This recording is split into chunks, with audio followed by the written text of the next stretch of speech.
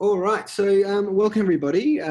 Thank you very much for joining us on a relatively cold Wednesday evening for what we hope is going to be a really exciting virtual pitch night. So this is an event that we would normally do in person. This is probably the first pitch night we've done at this scale uh, um, online. So we really appreciate you joining us. We know it's a little bit different. You don't get the added benefit of the networking, but hopefully throughout tonight, you're going to have an opportunity to not only hear from some really awesome founder stories, but also to be able to meet some like-minded individuals as well. So my name's Nate Stirk. I've been the program facilitator for Plus8 Academy for the last couple of years. I also run a local business called Skills the Modern Age. It's all about helping people, communities and organisations thrive in the future of work. So I'm really, really passionate about this entrepreneurship space, this startup space, this new ways of thinking, and I've had the absolute privilege to work with the founders you'll hear from tonight over the last 6 weeks. So tonight is going to be really full on, really, really fast paced, but hopefully a bit of fun.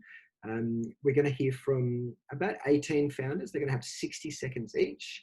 And there will be opportunities for some questions from both our judges and from the audience. So hopefully we can keep it a little bit interactive, even though we're not in person. So in a moment, we're going to have an opportunity to a little bit of virtual networking.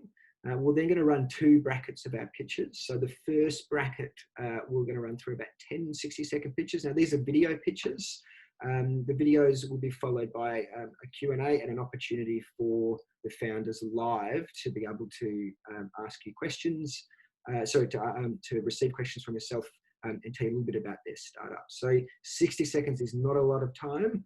You're going to feel like you've only just got a glimpse of each of the businesses, but that's part of the magic of tonight, is hopefully if you found a business or a startup that you want to learn more about, it's an opportunity to make that connection, to reach out, to provide some support, and you never know, maybe even some funding if there's some investors in our audience tonight. So we will have a bit of a network break about halfway through the session, about 6:45, followed by our last part of pitches, about 8 pitches, and then we have an announcement of a golden ticket winner, and hopefully wrapping up around 7:30 or 7:40. Now, in my experience running events like this many, many times over, pitch nights notoriously go over.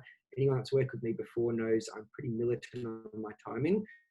So we're going to try to keep the questions and the responses really, really concise and really brief. And unfortunately, I have to be the bad guy sometimes and ask you to maybe wrap up the question or the response. So apologies for that in advance.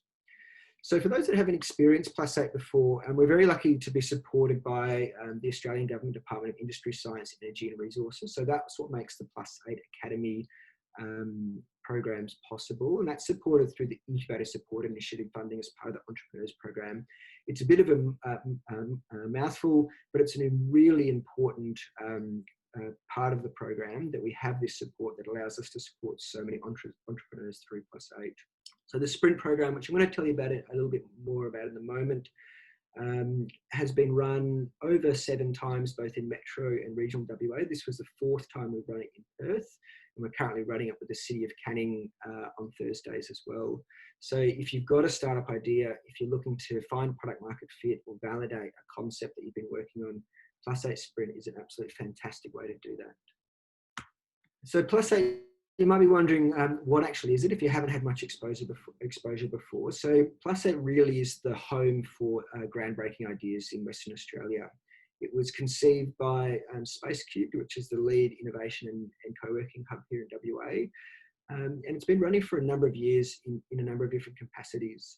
It borrows its name from the fact that in WA, we're in the Plus8 time zone, which we're very fortunate to share with almost a quarter of the world's population. And so not only do we provide skills and support to be able to help startups and founders test ideas, but also access to those markets that are north, rather than thinking that we must go to Sydney or we must go to Silicon Valley. So finding ways to leverage that relationship that we have. The reason why Plus8 first started was there was a bit of a gap in education and entrepreneurship education here in WA. So there was lots of co-working spaces, lots of events and meetups, things like Morning Startup, which Dave is on the call today, and also a couple of accelerators have been tested and tried. But what we found that there was a big gap in how to help people move from a hackathon or an idea into getting ready for funding or finding product market fit. And so Plus 8 Academy was born, which is both a one-day program called Leap and then a 6-week program called Sprint. The broader Plus 8 community also includes a whole bunch of events, an alum community, and really, really importantly, as the keystone or flagship program is the yearly Accelerator. Now, that yearly Accelerator has run 3 times. It's in its 4th year at the moment, and through partners like Hawaiian Group, like Gooding Partners, have got some really great opportunities to provide funding for startups. And so over the last 3 years, these startups here have received between $40,000 and $80,000 through the Accelerator program, and have gone on to raise considerable funds and significant or build significantly sustainable businesses. And so many of the Sprint participants you're hearing from tonight ultimately hope to be able to find their way into that Accelerator program by working on their ideas or business through the Sprint program. So Sprint itself is a 6-week fast-paced pre-accelerator program. We've been meeting every Wednesday night for the last 7 weeks, actually, for 2 hours. And through that program, we cover all the skills, mindsets and tools required to test and validate an early stage idea. So things like business model canvas, lean startup, human-centered design, growth marketing, and even the boring stuff like admin, legal and accounting. And our aim with Sprint is to help people be brave enough and have the support and community to be able to test new ideas in order to create jobs, in order to solve real problems for our customers or their customers. One of the things we often talk about every Wednesday night is this idea of the trough of sorrow, and those that are partners or family members on the pitch night tonight will know that their partner or their friend has probably been through different parts of this startup trough of sorrow over the 6-week program. And so it's a big acknowledgement that startups are actually really, really tough, and we need to find ways to provide skills and, really importantly, mentoring and support to help people explore these new ideas.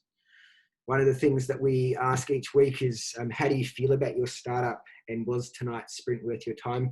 And we're really happy that over the last 7 weeks, that although they might be experiencing troughs of sorrow, through the community and through the network afforded to them by Plus 8, they have gained the confidence and hopefully the skills as well to test their idea, to pivot it or iterate it towards something more sustainable. And then this last piece here is something that I think, this was posted on our Slack channel this afternoon, I think kind of epitomises the vibe of the community within the cohort that we've been working together. So we've had something like 26 founders through this cohort, but 18 startups. And as you can see there, it's so supportive. And what I hope everyone walks away from tonight is not just an ability to showcase the awesome work they've done, but really a network that lives beyond the 6-week program that they've been part of. And that's really the magic of this idea of Plus 8, is that it's bigger than just than going through a skills program or a training program. It's something significantly more important. However, tonight is still a bit of a competition. And so, Isabel, I'm going to hand over to you to talk about our golden ticket. Yeah, sure. Hi, everyone. I'm Isabel. I'm head of programs here at Space Cubed and supporting Nate and all our team to run Plus 8. So this year we decided to do something a little bit different. As Nate flagged, the Accelerator program is definitely like the flagship and the program that everyone wants to get in. And because we're running this year actually 5 sprint programs. So we have Perth, we have regional, we're running Canning, we're also going to run in Rockingham and in the Shire of Murray. So the 2 best startups for each of the program are going to get a spot into what we're calling the Golden Night pitch. And then from that one, we'll get a golden ticket right into the Accelerator program for next year. So we're actually quite excited to see, and this is why we also have our amazing judges today to help us decide who are going to be the 2 startups. So one is going to be decided by the judges, and then the other one is going to be from the audience. So we're really hoping that all of you will still be with us at 7:30, 7:20, when we're going to give you guys a poll and ask for your vote. And please vote for the ones that you really think that deserve, and not necessarily, just your best mate, which I know it's hard, but let's see who gets in. It's going to be very exciting. Thank you. Back to you, Nate. Thanks, Isabel. So in light of that, what I'd really like you to do as you're listening to our pitches, I know there's going to be a lot of them, there's a lot of information. What I'd ask you to do is just to maybe make some notes, think about the ones that really resonate with you, and think about the ones that might deserve that opportunity to pitch for the Accelerator program.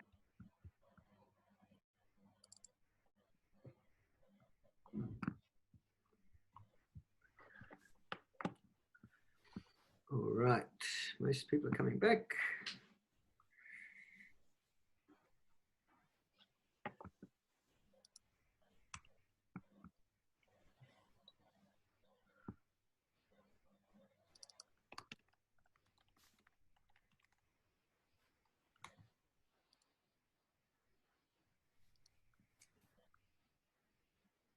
Eight seconds left.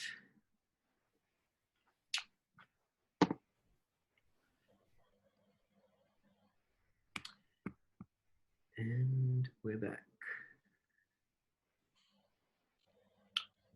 All right.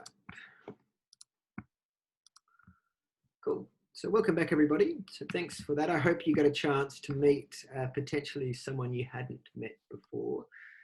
Very quickly, before we jump into our pitches, I just want to quickly acknowledge and introduce our judges who are part of the +8 community. So we have Claire Orange, who's part of the current Accelerator program from DigiSocial. Hi, Claire. We have Dave Newman, who is a very esteemed member of our startup community here, running Morning Startup, that I mentioned before, and also was in our very first +8 Accelerator with his company Avast, which has gone in leaps and bounds over the last couple of years. And lastly, we have one of our +8 mentors, Marlon Juneman. So thanks for joining us, Marlon. So as Isabel talked about, we're going to have two tickets to the pitch night, the Golden Pitch Night. One of them will be selected by yourselves through a form at the end, and one will be selected by our judges. So just to reiterate how tonight's going to work, I'm going to be playing 1-minute videos of the startup pitch. It's going to be super, super brief. You're going to want to know more. As you're listening to that pitch, you're welcome to put a question into the chat. I'm going to be monitoring the chat, and then I'm going to be picking out a question. Judges, if you can also put your questions in the chat, I'll aim to pick a judge question and an audience question, depending on time for each of our startups. And then when the question's asked, I'll ask our founder for that question to put their mic on mute and respond to that question in a concise way. So without further ado, let's get into it. So let's see if this is going to work. I love technology. All right.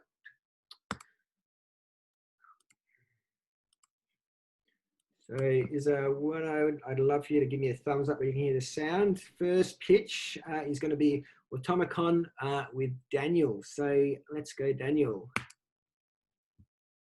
My name is Daniel Morris. I'm the founder and sole director of Automicon, and I'm an expert construction lawyer.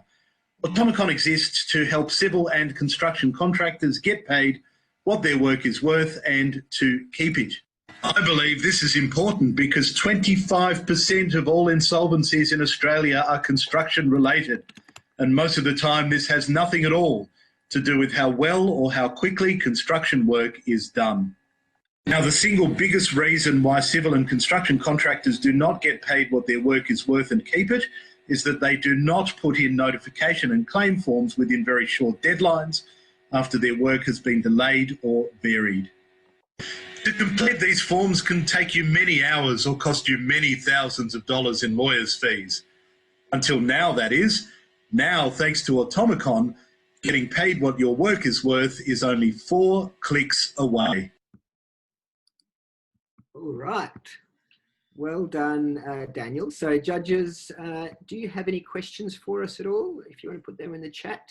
And Daniel, I'll get you to come off mute for me, please, mate. Yep, I'm out. And if we have any questions from our audience. What?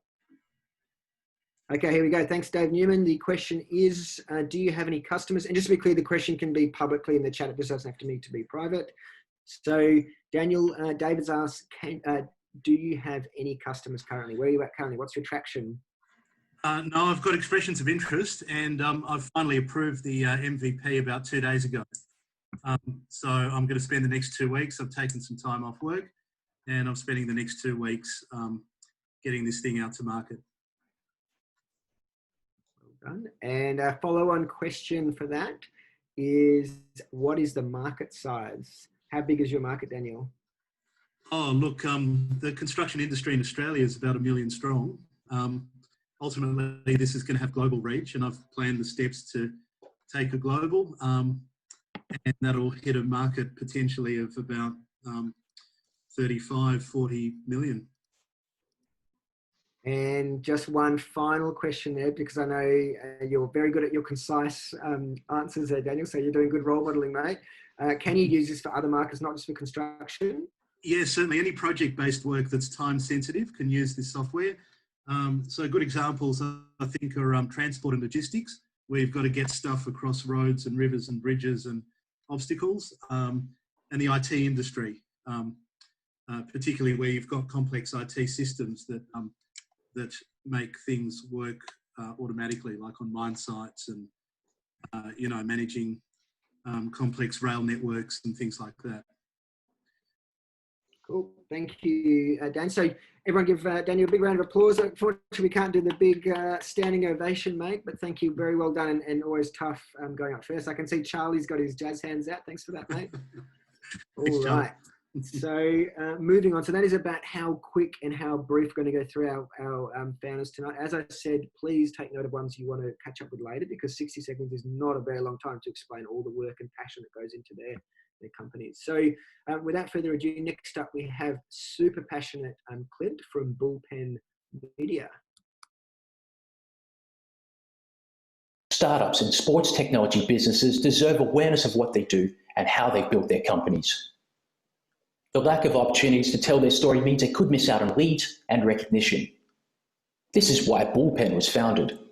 It's a website where I do in-depth interviews with local and international sports companies and startup founders.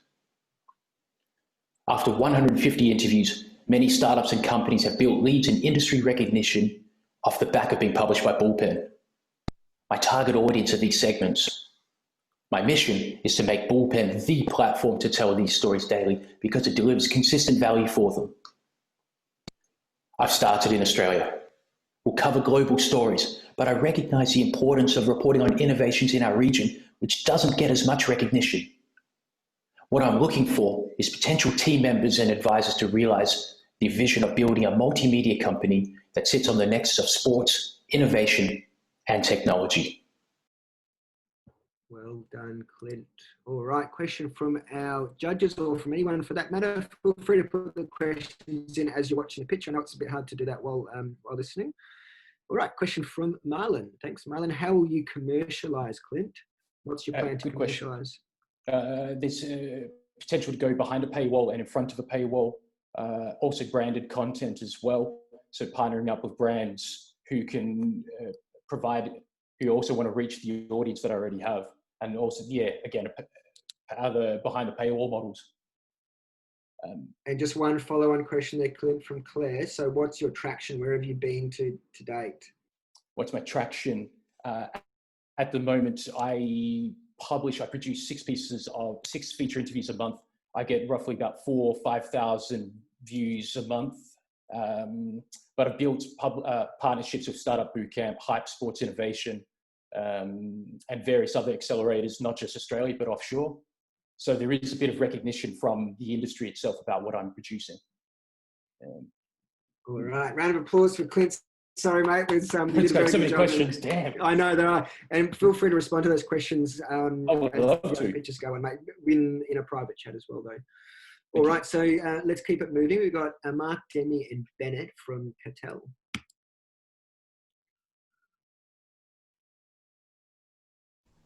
Hi everyone, thank you for listening, but please only listen if 1, you need money, and 2, you need food. So, to introduce you to Cattell, Australia's first agriculture investment platform, providing a transparent and regulated community where responsible farmers and responsible investors can come together. We actually care about what farmers farm, our food, or what Cattell calls an ag frack. Farmers can list their agfracs on Catel's platform where they can be electronically traded to a range of responsible investors. Catel's platform will allow farmers to raise capital through an enterprise equity solution. Catel will make money via a brokerage and service fee. So far, we have in excess of $3 million worth of agfracs for our pilot program, with another $10 million in the pipeline. The pilot will mimic your experience of our future platform. We're asking for the early adopters out there to join us on that journey. My name is Demi, and together with Bennett and Mark, we are Catel, and we will democratise agriculture and provide growth opportunities. So with that said, it is us, Catel, that are here to put your money where everybody's mouth is. Well done. That's a lot of information in 60 seconds. I got to say, nicest background and most phenomenal succinctness. All right, so questions coming through. One from Marlon. What is the problem that you solve? Yeah, hi everyone. Hi Marlon, thanks for the question. So we're really tackling a big problem in agriculture. We're trying to create an alternative solution to capital raising for farmers, as well as creating a new opportunity, a new responsible investment opportunity for anyone really. But we're really aiming at, I guess, people who want to close that gap of connection to our food. Great. And one from Karina. So, hi Demi, how easy is it for farmers to get involved? What's your onboarding process like? Yeah, so at the moment, because we are still in early stages, we're about to start our pilot. We'll commence at the start of July. So at the moment, it's a matter of we are going through an interview process. So essentially, we'll do our due diligence on the farmers, and it's a matter of registering, and then we'll list the farmers' agfracs onto our platform, which will then market to the investor side of the market, and that's where purchasing of the agfracs can happen. And just one final mini question, because many people might be thinking, who can invest? Is it for every mum and dad, or is it for sophisticated investors only? Yeah, great question. So absolutely anybody, and that's one of the, I guess, the collateral beauty of what we're creating here is it really can create a low entry investment opportunity, but there will be bigger investment opportunities for these sophisticated, and that's why we're not closing any bracket of who can be our investor, because it really is an ethical investment, and that's why we like to call our investment side of the market responsible investors. Cool. Well done, Team Catel. Awesome work. Thank you. I'm so impressed with all your very quick answers. It's amazing. All right, keeping it going. Please welcome Advita from Closet 2.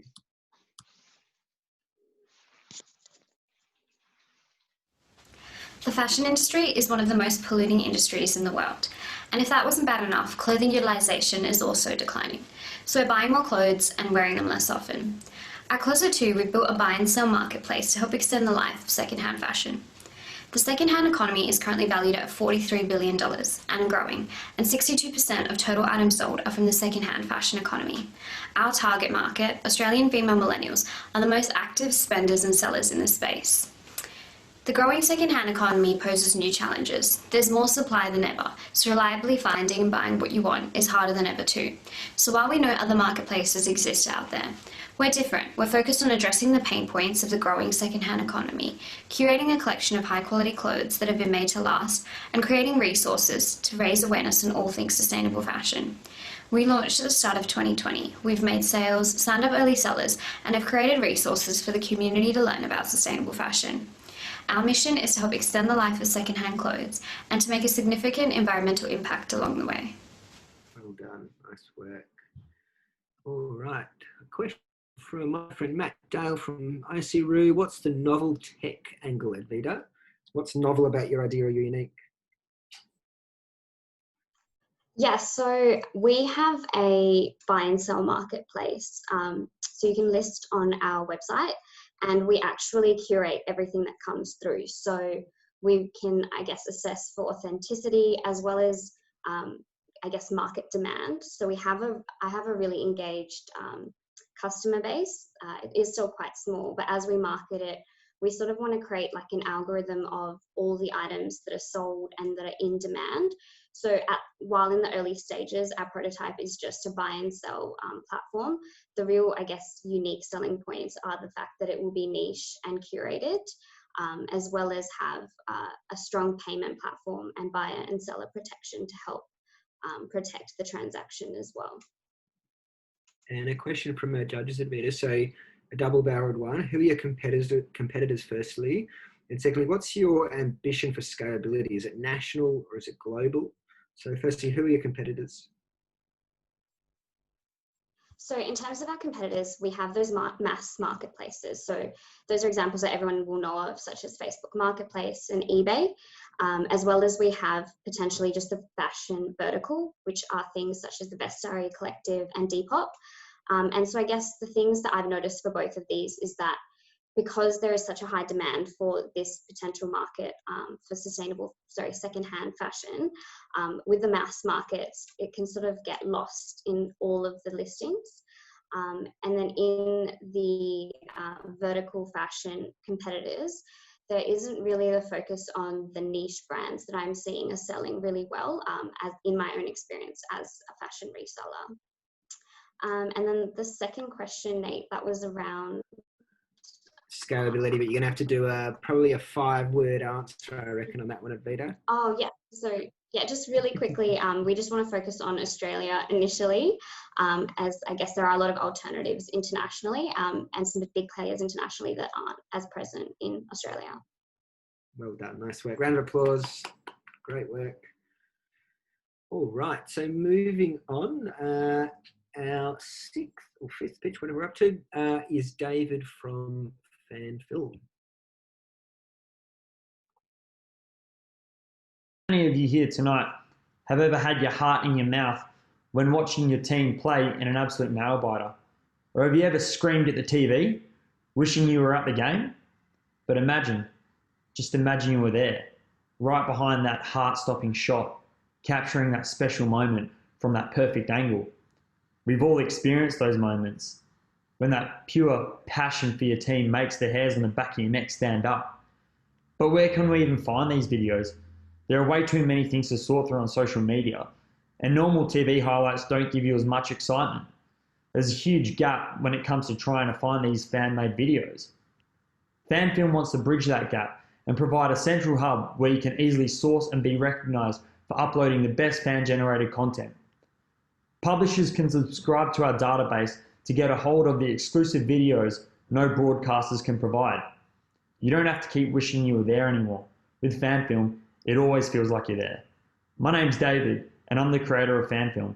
I'm looking to network and get in touch with the right people to help get me to MVP. Peace. Well done, David. Nice work. All right. Questions out there for David?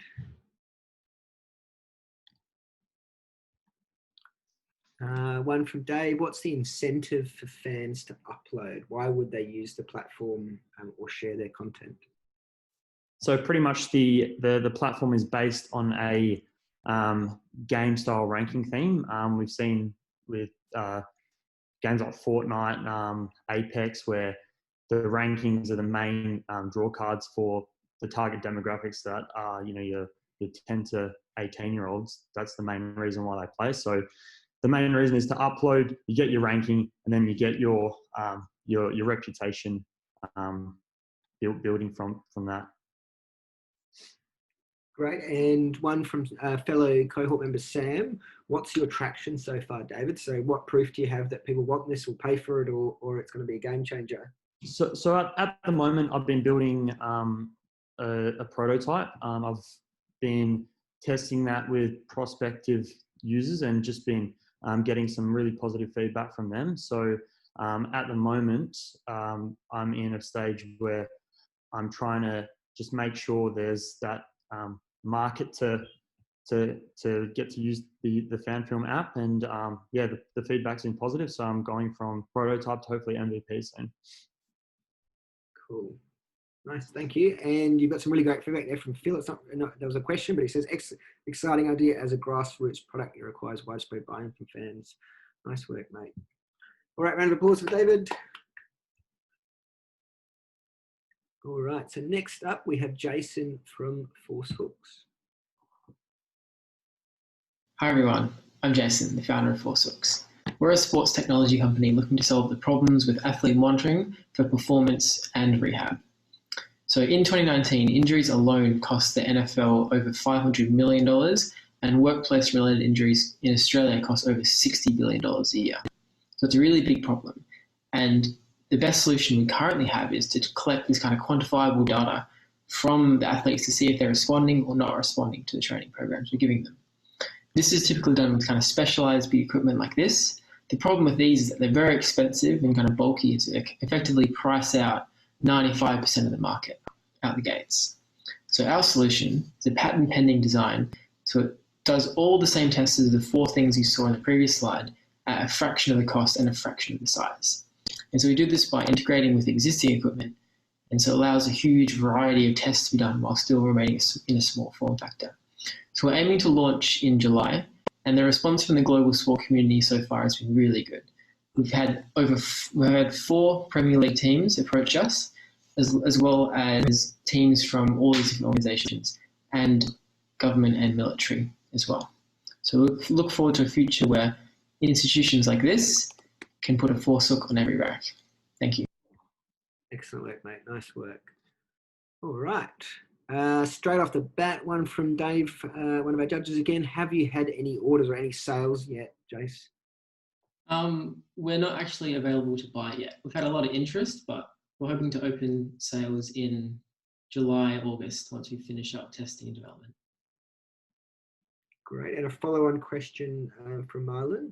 So who's your competition? So you talked about some of your substitute. Is there anyone currently playing in this sort of space the way that you are? There's no one that does the amount of tests in the same kind of size or price. All the other options are kind of either bigger and more specialized or way more expensive. Cool. And no more questions from the crowd. Jason's so efficient. I've got one more from Daisy, one of your fellow cohorts, fellow founders. How much profit is available on each Force Hook? What's the price and what's the margin? Price, they retail for around 3,000 Aussie for a pair. And the margins are yet to be determined as we haven't sold them yet. Do you have an estimate?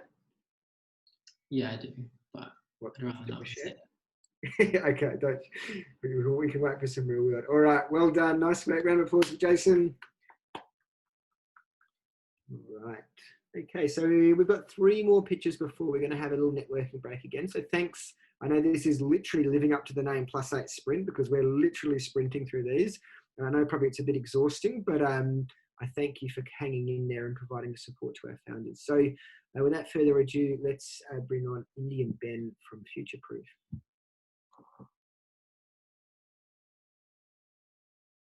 Hello, my name is Indy French and I'm one half of the Future Proof team. We know that there is more and more pressure to understand and report on a business's social and environmental impacts. We know that bigger businesses are answering this problem through sustainability reporting. So our solution is we're building a quick, easy to use platform that allows smaller businesses to self-measure how sustainable they are. We're appealing to a broad range of businesses as we do not want this to just be for the sustainable diehards. We've used this accelerator to assess viability of the product and we've been quite successful. We've identified a key market who can see value in the proposition. They like that it's easy to use, it's a streamlined process, and because they feel it will help them have competitive advantage and easier access to capital. We are a 2-person partnership. Ben is the dreamer and I'm the one that tends to get the job done. Our ambition is to turn this into the MYOB of sustainability reporting. So can you help us? We want to meet with people, we want to talk to them, and we want as much feedback as we can possibly get. Thank you very much for your time. Thanks, Indy, and sorry for laughing so loud through your picture. I forgot that I was not That's okay. It was a nice little co-founder jab there. All right. So Anna D asks a specific question. What impact metrics are you using, Indy? That's a really good question. Because we've just been looking at this as a viability side, and because we're also looking at this from, this is not our core business. Our core business is producing sustainability reports for bigger mining companies. So we've been looking at this purely just to assess viability. So still kind of working all of that stuff out at the moment. We've had some success from the interviews in terms of looking at how we go about this, but that's about it really.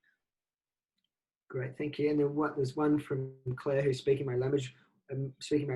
What's in it for the small business? So what incentivizes them to pay for it, other than just getting the nice shiny report at the end? We not recognise that there's a lot of pressure for smaller businesses around social expectations and what sustainability means. So we actually want to keep this at a really low price point and make it an annual fee at a fairly nominal amount. We're yet to determine exactly what that is. There's a bit of feedback to suggest sitting somewhere between $50 to $150 on an annual basis, and keeping that really accessible for these smaller businesses. So if it's quick, it's easy to use, and it's still got some quality assigned to it, then it should only be a win-win for smaller businesses. Great. And one final question from Isabel. How are you a scalable product, or are you a scalable product, or are you just a people-based service that uses technology? We would like to scale. We'd like to start with this as very basic, using a certification model. We'd then like to scale that up to something a bit more sophisticated in terms of how we input the data, how we get that data, and what we output from that. So turning it into more of a reporting basis. I said in the thing, we want to sort of model it off the MyOb concept. So we want this to be a really easy thing for companies to have access to as part of their standard reporting process. Thanks, Cindy. Round of applause. The dreamer and the doer, for which you'll forever be known now. All right, so second last pitch before our networking break. So we have Imogen, who's going to be talking about her business, Ginger Imagery. You spend 90,000 hours at work in a lifetime. That's over 10 years. Yet some offices still have stark blank walls due to the large upfront costs of purchasing art. Ginger Imagery is an abstract aerial imaging company, and I produce photos like the ones you see here. I've always been fascinated with people's preconceived ideas and letting the brain untangle itself from what it deems to be reality, i.e. looking at a photo like this and trying to work out what it is.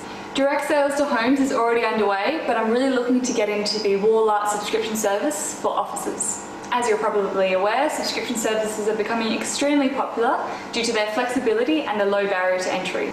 To fit out an entire office with my images, it'll be around $150 per month, all of which will be tax deductible. There's been a large amount of curiosity surrounding this new niche I've discovered, abstract aerial imaging, and this has really put me in front of my competitors.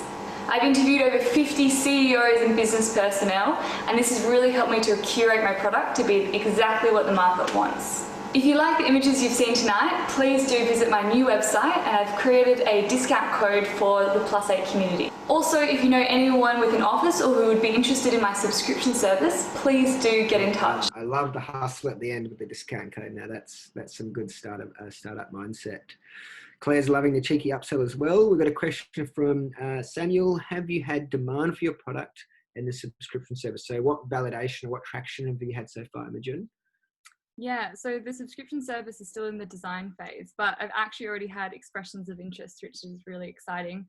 I've especially had expressions of interest with the direct sales. I've already sold stuff without a website, so there's demand for it. Cool. Same question from Marlon. Do you have customers? Any further questions out there, team? What is the hardware that it requires, Imogen? That's a question from Isabel. Yeah, so I'm currently on Shopify, and I've researched all the different plugins I can use, and they have one for subscription services. So I'll probably continue using Shopify. Cool. And one final question from Craig. So how do you manage copyright? So are you using multiple artists, or are you posting your own art? And if you're using different artists, do they get a cut of the subscription model? Such a good point that I didn't manage to say, but I'm actually a drone pilot. So I take all my own images. I'm looking to maybe partner with an artist later down the track, like a painter, but at the moment it's just my own prints. Awesome. Well done. Round of applause for Imogen. Nice work. And I like your background as well. Thank you. All right. So up next, we have Daniel from Hug Health. Hi, I'm Daniel from Hug Health, and I'm here to talk to you about our intelligent fall assessment app called Summarise. Now, every single year, there's over 1 million falls that occur in nursing homes, and all of these need to be reviewed by a nurse. Unfortunately, the actual process is inefficient and unstandardised. It takes about 1 hour to review a fall, and of that, 45 minutes is spent documenting the fall. Summarise is here to change all that. It's a smart decision-making tool that guides the nurse step by step through the review process. It then advises on diagnosis and management, and then finally it automates all those, so it creates the notes, which improves efficiency and ultimately improves patient care. So we already have a working MVP, and the biggest aged care provider in WA is on board to trial our app. So we are looking for other innovative aged care providers who are looking to pave the way in healthcare to also trial our app. If you do know anyone who is involved in the aged care space, we would love to hear from you. So thank you very much for your time. Awesome work, Daniel. Nice work, mate. All right, so we've got an early question from Isabel. What sort of certification do you need to operate this app, Daniel? So at the moment, I spoke with the TGA, so the Therapeutic Goods Association, and they say at the moment that we don't need, at the moment, since we're not actually making a diagnosis in per se, we're just guiding and we're advising health professionals. We don't actually need TGA approval. Fantastic. And another one from Dave, one about judges. How do you make money? What's your revenue model, your monetization model? So we would sell B2B, and we would, at the moment, there's 2 models we're going to trial, a per click basis. So every time there's a fall, they can be charged, because essentially we are saving money by improving worker utilization. And we're also looking at doing a subscription basis as well, where you pay to have the software. And one last question from Charlie. Have you spoken with Jason Waller and Intellicare? They've just listed and raised 5.5 million and are in this smart space, or this space on smart home and sensors for aged care. Are you familiar with that one? Yeah, I saw that this happened. I saw the article the other day. I haven't spoken to him, but I've looked into what they do. It's slightly different because they're doing fall monitoring, but this is more on the post-fall review side of it. So it's actually improving workflows as much as it is improving care and reducing mistakes made.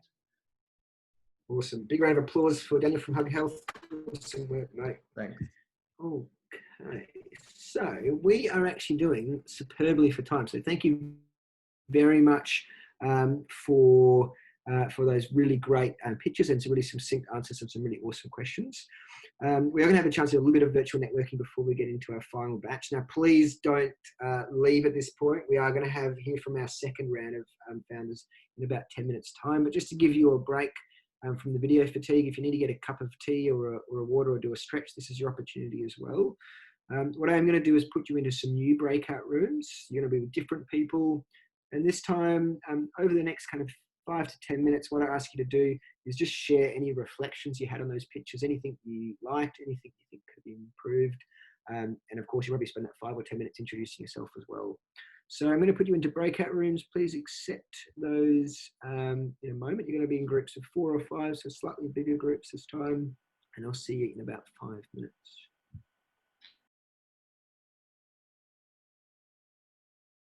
Cool.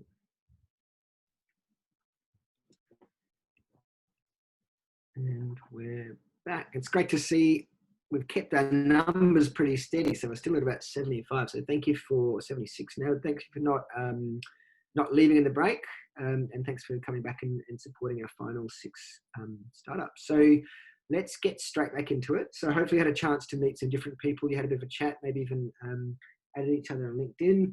But we're going to move on to our pitches, and we have next up Sam from Mainsco.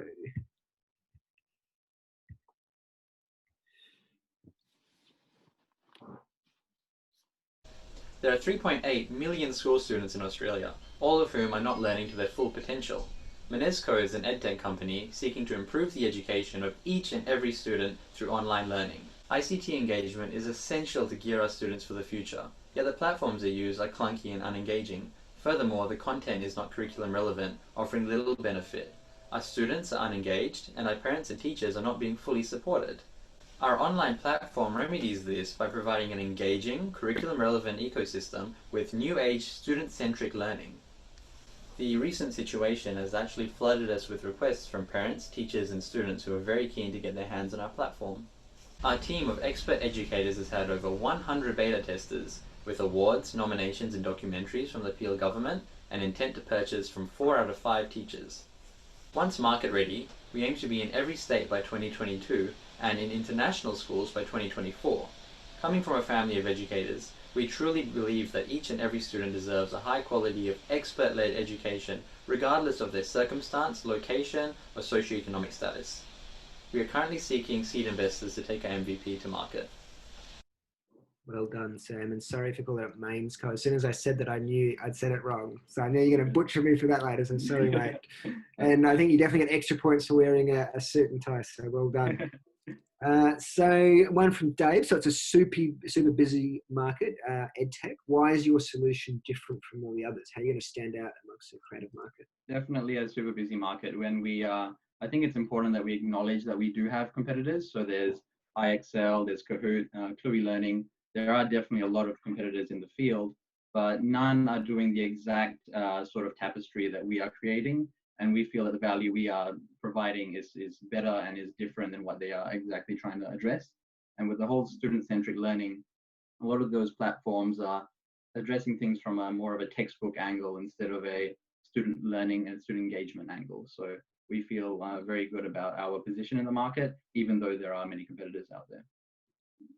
So in a similar vein, given that everyone's moving to online learning, we've got a question from Karina about, have you had traction over COVID? Over the COVID period, as people have moved online, and have you looked at other childcare developers like Thrive by 5? Yep, we've actually had some really great, oh, my email's wrong there. We've had some really great traction so far with the virus. As bad as it is to say that, because it's a terrible situation, but teachers and parents have been trying to get our platform, even though it's still in its MVP stage and its early stage, they want it at a more developed area already, which is great to see. But we've also seen good interest from universities, which is not a target market that we had really identified beforehand. So it's sort of increasing our scope, and it's very interesting for us. And just one final question from Isabel. So could you coexist with some of the competition, or does the school only choose one? Is it survival of the fittest? The schools definitely could choose more than one. It just depends on their budget. But schools and budgets are a very tricky situation. So we've identified 2 main revenue streams. So we have our business facing, wherein schools subscribe and they have a much cheaper sort of platform there where the students are at a discounted rate and you have a bulk amount all at once. But we also have identified a customer facing revenue stream wherein we target parents that want their students on there. And we've kind of decided that both of those are the right way to go down to kind of keep us competitive. But coexisting is definitely viable, especially for the parent and the homeschooling market. Awesome. Round of applause for Sam. Nice work, mate. Cool. So next up we have Bridget from Matrix Data. I'm Bridget Henderson-Hall, founder of Matrix Data. Technical personnel in the resources sector routinely make decisions valued at hundreds of thousands to millions of dollars. These decisions often come with significant risk management implications, particularly around safety and compliance. It is not uncommon for teams to spend more than 20% of their time on data management and reporting. Too often, data used in decision-making is of poor quality or quite simply incorrect. With over 16 years' experience in the sector, I see and have experienced this firsthand. Combining business analysis, technology, and domain expertise, Matrix Data works with organisations through 3 core focus areas of workflow redesign, data quality, and reporting.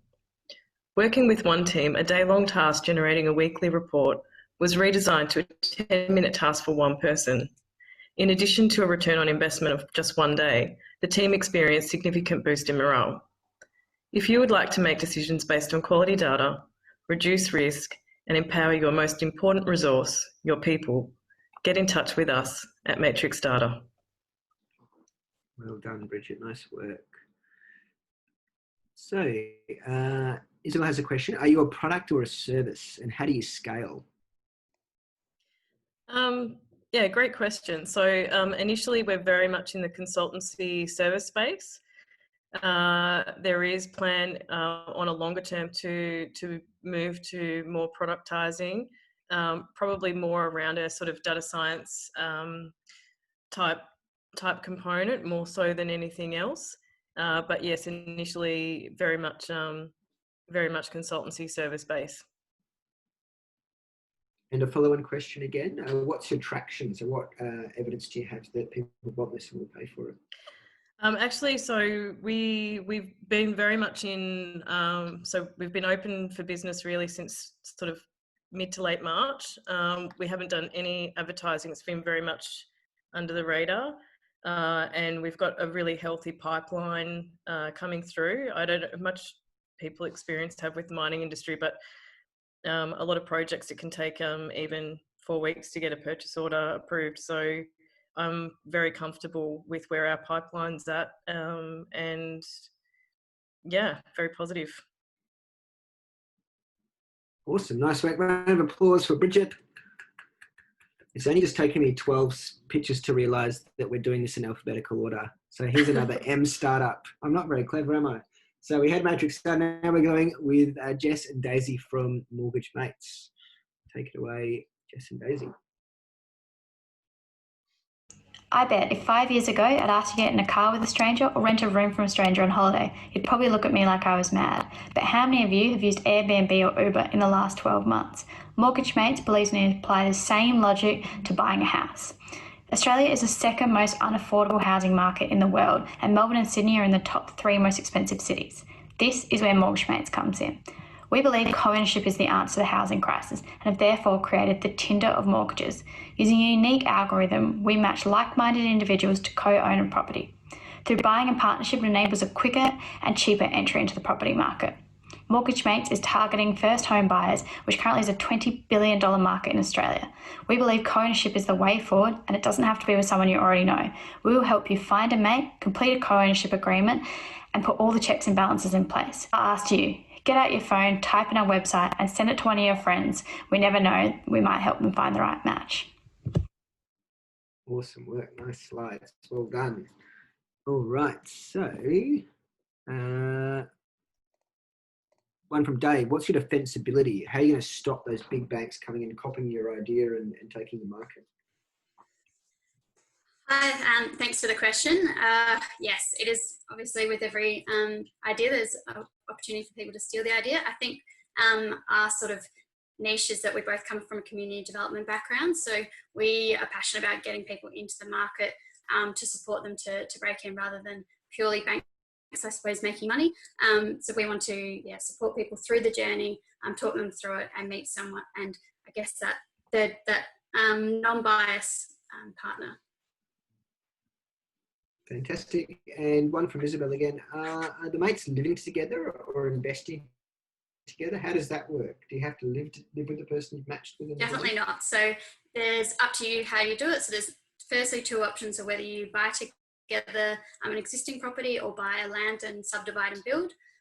Also, once you buy a property, it might be that one person lives in the property and the other person is purely an investor, or it might be that you both live together or both of your investors and therefore rent the property out to somebody else. I'm over you. And one final... Just watching now.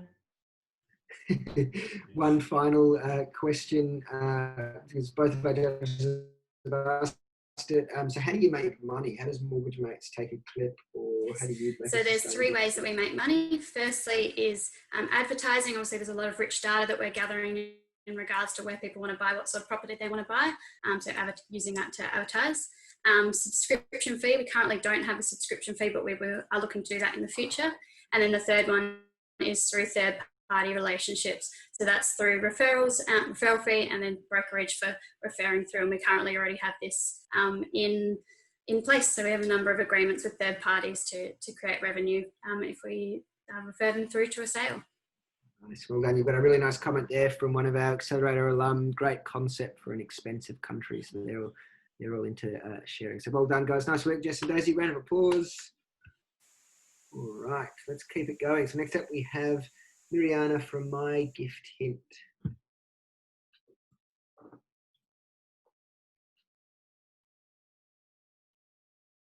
Kids are already writing a letter to Santa. So how do you ask for needed gifts before Christmas or any other event? Sure, it is not an easy job, and that's where we can help. On one hand, we will connect people celebrating with businesses and service providers. And on the other hand, guests attending parties will be connected to wish list and best suited products to purchase. Through affiliate marketing, product sellers can increase their exposure and customers can compare prices and make an instant gift purchase or contribute to charity.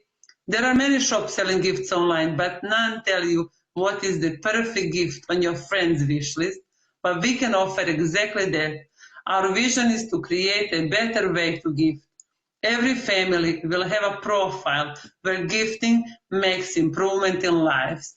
We are currently building our platform and looking for experienced developers, designers, and Well done, Miriana. So questions from our judges or from the audience? Craig's got a comment. Every husband needs this. Okay, good question from Claire. How do you compete with Amazon, Miriana? How do you I wouldn't really want to compete with them. I think there is enough room for everyone. This would be like a value-added service only. Amazon is something else. They're huge. We just want to get the best out of them, what they've already built, and copy that into our business and use it for our own goal to achieve, but not really compete because it's completely different. This would be just gift tailored. And a clarifying question here from Dave. So is it a wedding list for families? Is that the idea? A gift registry, but more for those other events? Yes. It's like gift registry. Not really, actually. Gift registry is just with one business, and you have to go there in person to set it up. You could set this up while having lunch at work, and then you could link products from a lot of different businesses, and yes, you would create a wish list like in wedding registry, but it wouldn't be a wedding registry. It would be like before birthday, baby shower. No, what's that one? Baby shower. That's good. Like any other event, the idea is when you're spending your money, you're focusing your money, you're making sure that person is going to use it and it's not going to add to a landfill and a waste of your time as well and money, no matter if you spend $5 or $50. All right, round of applause for Miriana. Nice work. Thanks, guys. All right, so we have 3 pictures left. We've moved out of the M's, went out to the S's. We have Philly and Carly from Space Cubed.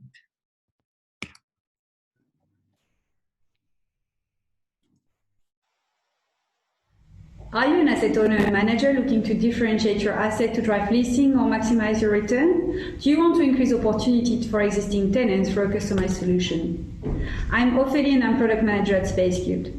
We have been running FlexSpace since 2012, both under our own brand and on behalf of third parties. We have a proven track record of maintaining occupancy level, community engagement, and building activation. We offer building owner and managers an opportunity to capitalize on vacant space to create a unique offering. We develop with you a customized, flexible office solution. We integrate our tenant engagement platform, which offers reporting around asset utilization and ROI, as well as tenant engagement and bookings. This solution is also layered with a curated online and offline program, which is built in conjunction with your key tenants. If you'd like more information, please reach out. Sam has one. Sam, this one's for Ophelia. Yeah, cool. What have been your main hurdles that you've overcome recently, and what's your bottleneck? I guess I can take that one. Thank you so much. I think for us, a lot of the main challenges has been that while we are quite experienced in the co-working and space and community side of things, moving into a technology space has been really interesting and different for us as well. See, a lot of the steps in product development are really similar, but it's going into a space that we're unfamiliar with, from everything from terminology down to just, I would like the program to do X, but technically you can't do that in the budget that we have. How else can we frame this? In terms of bottlenecks, to be perfectly honest, it's probably really just team capacity on our side, which is something that we're working on. Ophelia and I work on this project together, as well as helping out with other projects within the business. So this is kind of a startup within the company. So realistically, as it sort of starts to go to market, hopefully our time will become more freed up to focus on this, and that bottleneck will be removed. Excellent. Any further questions out there from our judges? No further questions. All right, round of applause for, oh, there is one from Isabel. Sorry. What's the market size? How big is the market? I think that I think commercial property was worth something like $30 billion nationally in 2018. So it's a massive market size, and that's just within Australia, and this product has the ability to actually be rolled out internationally. All right, nice work. Round of applause, Ophelia and Carly. Good work. All right, so moving on, we have our second last pitch tonight. Is the ever energetic Dominic from The Good Chat.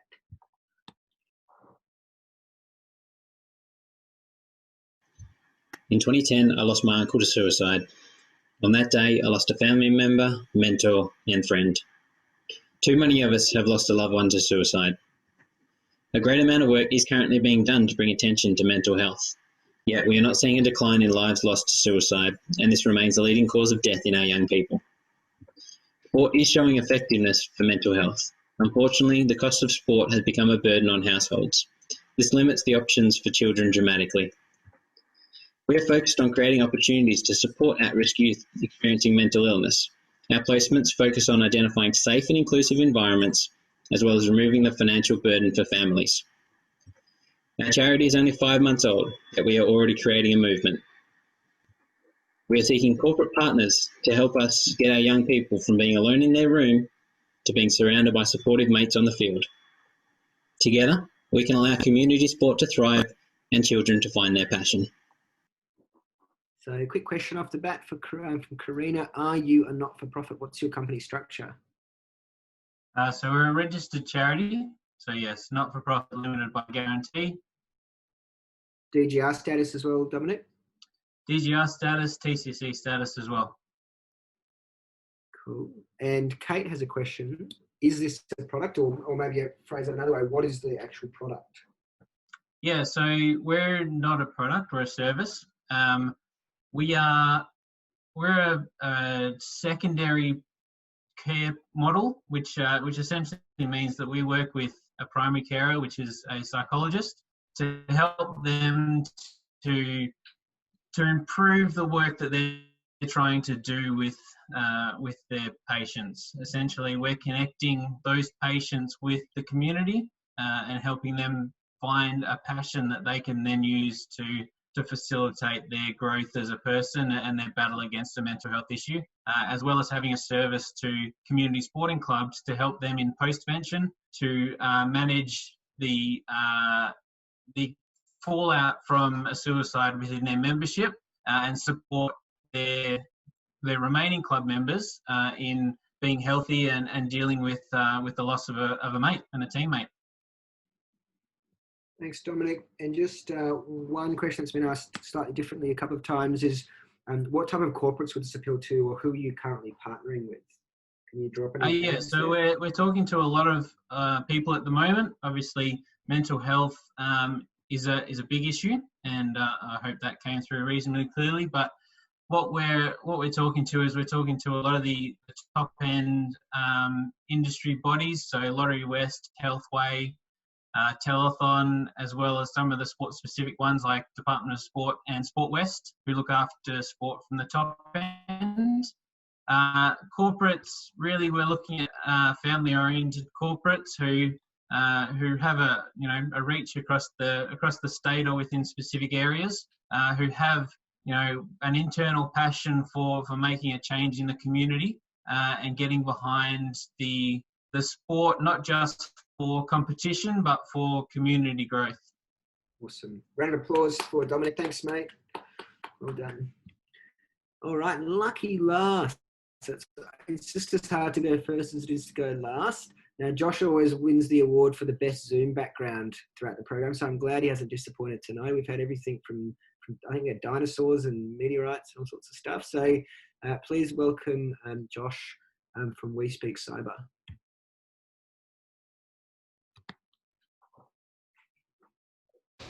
Hi, I'm Josh Quack from We Speak Cyber. Thank you for being here to support the Plus 8 community. As startup founders, our focus is about getting customers, generating revenue, or attracting investors. Very often, cybersecurity is not considered important. Consider the impact if the medical or financial records of your customers are exposed on the internet or failing technical due diligence because controls are not in place. We Speak Cyber is a subscription platform with a mission to make cybersecurity cost-effective for startups. Instead of the expensive spray and pray approach, our proprietary framework pinpoints mission-critical controls and help non-cyber teams perform cyber risk assessment competently. This module is currently a paid app on the App Store with paid customers. Today, I would love to hear from potential technical co-founders or business partners that can help to grow the platform to reach more startups. Thank you. You certainly did not disappoint with that background and the video. Well done, mate. Thank you. All right, so I'm sure we have some questions, and I can see my chat. We've got great video. But we do have a question from Sam. So what's your traction so far, mate? What have you got to prove that people are going to pay for the service that you're offering? Yep. So the MVP currently today is priced at $17.99 for a single module. But we are building a platform that will be geared towards $29 to $49.99 per month. Similar competitors with slightly different product offering is doing about $69 to $99 per month. So there is definitely a market at that price point. Fantastic. And Claire has a similar question, which I think you may have answered. So talk a little bit more about the business model. It's subscription, is that what you mean, Josh? It's a platform-driven subscription model augmented by services that can put over it. I think most businesses have different needs and requirements. A platform can help them and guide them, give them the insights, but I think we can need to augment that with additional services. That's how we generate revenue. And there's one final question here from one of your fellow founders, Daniel from Hub Health. How are you different to other security solutions? So what makes you different in a competitive market? If you consider the Australian market, we have about 2.3 million small start businesses altogether, right? I think 4.5% are about 20 size and more. And among that, the companies with 200 people and more, they can afford the $1 million solutions from expensive companies. But where we are focusing on is about helping startups to start their journey. And our focus is predominantly on the startup needs and using that method to pinpoint the right control rather than giving them everything they need. I think that is the first differentiator. Another differentiator is that the platform will provide them with real-time contextual insights based on what is out there, so that when they make a decision, it's not just based on some numbering system, but it's also augmented with some sort of real-world information. For example, the toll ransomware and things like that. They get to understand the decision has implications. All right, well done, Josh. Big round of applause for Josh. Nice work. As I said, always hard to go last. So that concludes all of our pitches tonight. However, our event's not over just yet. So you'll see in the chat, Holly has just posted a form. That's our fan fave voting form. So if I can ask you all to click on that Google form link and just take the next few moments to think about who you might nominate forward for those golden tickets. Now, judges, can I ask you to send your top 3 nominations to Holly? And then in a second, we're going to be going into breakout rooms. We'll come back from those breakout rooms and announce the fan fave, and then finish up for the event. So I'm going to give you about 30 seconds to go into that form. You've probably done it already. And then I'm going to put you into some breakout rooms. If you have any issues, just post a comment in the chat.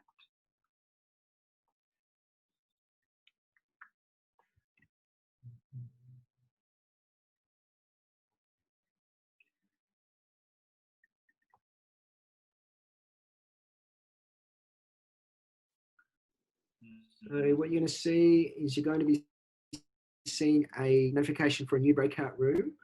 Judges, what I'm going to ask you to do is just to stay in this room if you can, rather than accept everyone else. If I can ask you to accept, and again, you can just share your feedback, any reflections you've had on this evening. You're going to have about 5 minutes or so to do that, just while we finalise proceedings, and then I'll bring you all back, and we'll say a big thank you and announce the finalists. Thank you. I know those breakout rooms are super swift, but hopefully you had a chance to have a bit of a chat with some of the fellow startup community members. So without further ado, I'm going to hand over to Isabel. So what we have is Isabel's got the form from the fan favourites. She's also got some feedback and some forms from our esteemed judging panel. So thank you for our judges for providing their opinions. So Isabel, can I let you announce our golden ticket winners? Yes, sure. So, okay, directly from our judges. Hopefully, Dave, did you finish putting all of your numbers there? Yeah. It's actually quite tight. But directly from the judges, the first winner to go to the Golden Pitch Night is We Speak Cyber. Woo! Well done, Josh. And I'm going to presume it just wasn't the fancy video. Awesome work, mate. Congratulations. All the presence effect. Yeah, not only the fancy pitch. So I guess just giving you a little bit more context, the judges were judging on the customer problem solution fit, also the problem and technology, the market, the traction, and the team. So they evaluated all those criteria and gave, and from all of that, we had We Speak Cyber as our number 1, very, very close to some others. And then as a favorite from the public, we have Manesco. Woohoo! Oh, well done, Sam. Nice work. Well done. Awesome work. So thank you, guys. You'll be pitching again in November together with the other winners from the other pitches night. So I'd like to give a very, very, very special thank you before we close to Nate, who has been with us not only for this sprint program, but throughout all our +8 journey. Thank you very much, Nate. Without Nate and Skills of the Modern Age, definitely +8 wouldn't be half of what it is. So a big thank you from myself, and I assure that from all the founders too. Thanks. We're so glad to have you. Thanks, Isa. Thanks, team. It's lovely. And yeah, I think that's a wrap up. So thank you and congratulate you all. And hopefully you'll still be around and we're here to support you.